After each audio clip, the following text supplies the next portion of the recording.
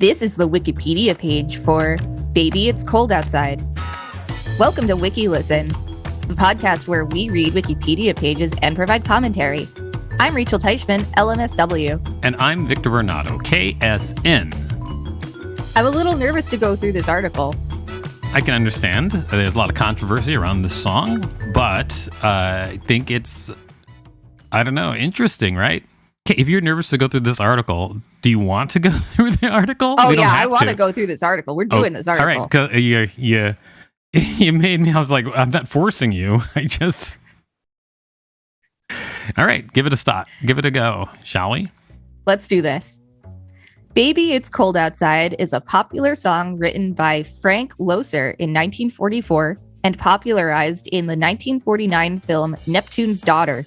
While the lyrics make no mention of a holiday, it is popularly regarded as a Christmas song owing to its winter theme. The song was released in 8 recordings in 1949 and has been covered numerous times since. History.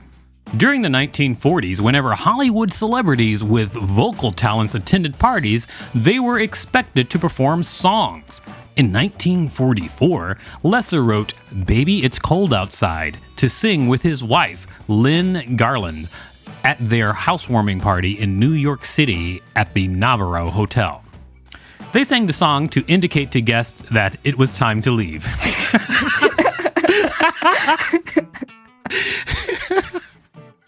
Garland has written that after the first performance, we became instant parlor room stars. We got invited to all the best parties for years on the basis of Baby. It was our ticket to caviar and truffles. Parties were built around our being the closing act. In 1948, after years of performing the song, Loesser sold it to MGM for the 1949 romantic comedy Neptune's Daughter. Garland was furious. I felt as betrayed as if I'd caught him in bed with another woman. There you go.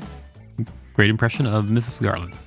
I'm so glad I don't live in an era where if you have any singing abilities whatsoever, you're expected to just perform at a party you're trying to chill at.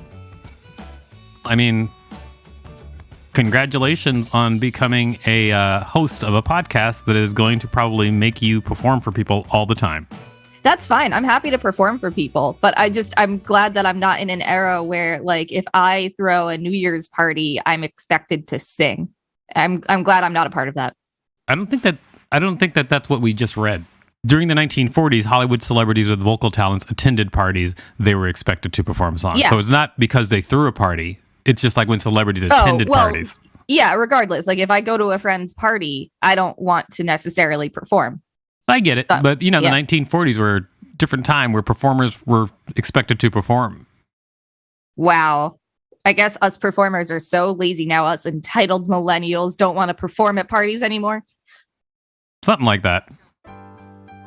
According to Esther Williams, the producers of Neptune's Daughter had planned to use a different Loesser song, I'd Like to Get You on a Slow Boat to China. What? But studio censors thought it was too suggestive and replaced it with Baby. The song won the 1949 Academy Award for Best Original Song. Lyrics. The song is a call-and-response duet between two people, a host called Wolf in the score, usually performed by a male singer, and a guest called Mouse, usually performed by a female. Every line in the song features a statement from the guest followed by a response from the host. The lyrics consist of the host trying to convince the guest that she should stay for a romantic evening because he fears her getting too cold outside, despite the fact that she feels she should return home to her concerned family and neighbors. In the film Neptune's Daughter, the song is first performed by Ricardo Montalban and Esther Williams. Then, with a comic parody twist by Betty Garrett and Red Skelton, this time the man wants to leave and the woman is the host and wants him to stay. Oh yes, prime comedy. In at least one published version, the tempo of the song is given as Loesserando, a humorous reference to the composer's name. 1949 recordings. Don Cornell and Laura Leslie with Sammy Kaye, and his orchestra, recorded on April 12th and released by RCA Victor, peaked at number 12 on Billboard's Records Most Played by Disc Jockeys chart, at number 13 on Billboard's Best-Selling Popular Retail Records chart, lasting 10 weeks on the chart, and at number 17 on Billboard's Most Played Jukebox Records chart in mid-1949. Bing Crosby and James Stewart abbreviated radio performance, with Stewart taking the mouse part from the Bing Crosby Chesterfield show, released on the Bing Crosby Christmas Gift Collection. Doris Day and Bob Hope, radio performance from The Bob Hope Show. Ella Fitzgerald and Louis Jordan with the Timpani 5, recorded on April 28th and released by Decca Records, peaked at number 9 on Billboard's Most Played Jukebox Records chart and at number 17 on Billboard's Best-Selling Popular Retail Records chart, lasting 7 weeks on the latter chart in mid-1949. Lynn Garland and Frank Lesser, credited as Lynn and Frank Lesser, released by Mercury Records. Homer and Jethro and June Carter, released by RCA Victor, that's also my name, peaked at number 22 on Billboard Records' Most Played Disc Jockey charts on the week ending August 20th, 1949. Dean Martin and Marilyn Maxwell, radio performance from The Martin and Lewis Show, released on several compilations, including The Very Best of Dean Martin and Relax, It's Dean Martin, Volume 2. Relax, it's Dean Martin. Dinah Shore and Buddy Clark with Ted Dell and his orchestra, recorded on March 17th and released by Columbia Records, peaked at number 3 on Billboard's Records Most Played by Disc Jockeys chart, at number 4 on Billboard's Best-Selling Popular Retail Records chart, and at number 6 on Billboard's Most Played Jukebox Records chart in mid-1949. Margaret Whiting and Johnny Mercer with Paul Weston and his orchestra, recorded on March 18th and released by Capitol Records, peaked at number 3 on Billboard's Records Most Played by a Disc Jockeys chart, at number 4 on Billboard's Best-Selling Popular Retail Records chart, lasting 19 weeks on the chart, and at number 8 on Billboard's Most Played Jukebox Records chart in mid-1949. Other recordings. As of 2020, there are over 400 recordings of the song. The following list is incomplete.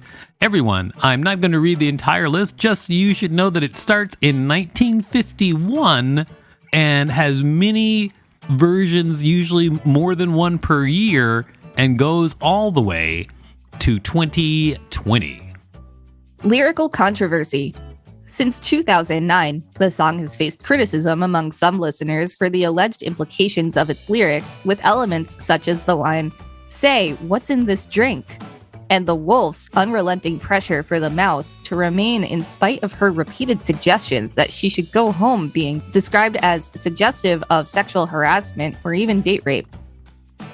However, others have noted that cultural expectations at the time of the song's writing were such that women were not socially permitted to spend the night with a boyfriend or fiancé, and that the woman states that she wants to stay, while "what's in this drink" was a common idiom of the period used to sidestep social expectations by blaming one's action on the influence of alcohol. Susan Lesser, the daughter of songwriter Frank Lesser, attributed the controversy to the song being associated with Bill Cosby after television programs such as Saturday Night Live and South Park satirically depicted it being performed by the comedian, who had been accused of sexually assaulting numerous women and was convicted in one case that would eventually be overturned. Yikes. In 2018, the airing of the song was cancelled by a number of radio stations, including Canada's CBC streaming service, after social media criticism and public pressure regarding the song's lyrics. On November 30th, 2018, Cleveland, Ohio radio station WDOK Star 102 announced that it had removed the song from its playlist due to its lyric content based on listener input amid the Me Too movement. On December 4th, 2018, the Canadian radio broadcasters Bell Media, CBC Radio, and Rogers Media followed suit. The decision was divisive among critics and the general public, with supporters arguing that the song's possible implications of date rape did not align with current societal norms, and others arguing that the decision was an appeal to political correctness. Station KOIT in San Francisco, having placed the song on hold pending listener feedback, returned it to the playlist after 77% of respondents opposed its removal. CBC Radio subsequently reinstated the song as well. Following the controversy, the song rose to the top 10 of Billboard's digital sales list for the week of December 22nd, 2018, with a 70% increase in downloads. In 2019, vocalists John Legend and Kelly Clarkson also recorded the song with modified lyrics written by Legend and Natasha Rothwell for an expanded edition of Legend's A Legendary Christmas album. The lyrical changes, which included lines from The Wolf emphasizing sexual consent, became a new source of controversy in their own rights. Deanna Martin, whose father, Dean Martin, had recorded a popular version of the song in 1959, criticized the new interpretation as absurd, saying her father would not have approved of altering the lyrics, which she maintained to be more sexually explicit in the new version than in Lesser's original, in order to appease contemporary sensibilities. The next section is charts. That's actually all there is to read. Yeah, so there's a that lot. Is that is the end. The rest is all charts.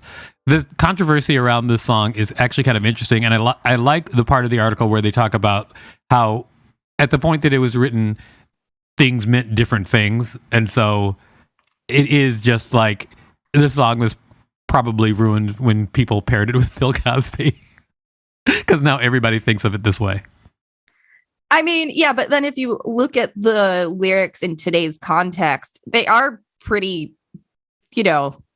not great for, I don't know, Christmas season, I guess. No, if you look at the lyrics in today's context, they're not necessarily great. It's just, it's similar to how there are things in old movies that are cringeworthy, which are not intended to be, they're not intended to be a certain way, but like seeing them now, you're like, oh, we would have put more thought into it today than they did then. Because at that time, the guy was singing a song that he made with his wife to show off at parties. And what it has become is just like a bigger part of the zeitgeist.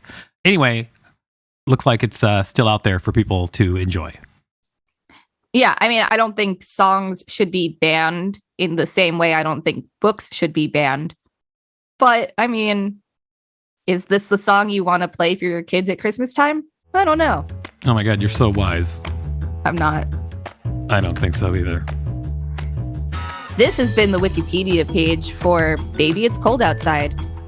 Thanks for listening to Wikilesson. You can find us at wikilesson.com and on all social media at Wikilesson, except for Twitter, which is at wiki_listen. If you have a Wikipedia page that you'd like us to read, please let us know.